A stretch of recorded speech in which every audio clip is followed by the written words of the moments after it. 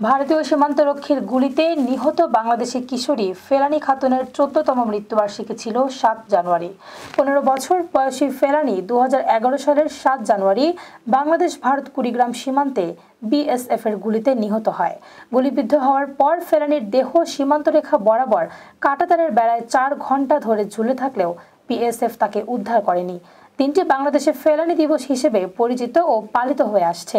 ফেলানী দিবস উপলক্ষে যুক্তরাষ্ট্রের নিউ ইয়র্কে প্যাট্রিয়টস অব বাংলাদেশ বুধবার বিকেলে বাংলাদেশ কনসুলেটের সামনে প্রতিবাদ সভা ও মানববন্ধন করেছে। ওই কর্মসূচিতে বিএসএফ এর নির্বিচারে বাংলাদেশি নাগরিকদের হত্যা করার তীব্র নিন্দা ও ঢাকাস্থ ভারতীয় হাইকমিশনের সামনের রাস্তাটির নাম ফেলানী সড়ক করার দাবি জানানো হয়। এ সংক্রান্ত স্মারকলিপি বাংলাদেশ কনসুলেটকে দেয়া হয়।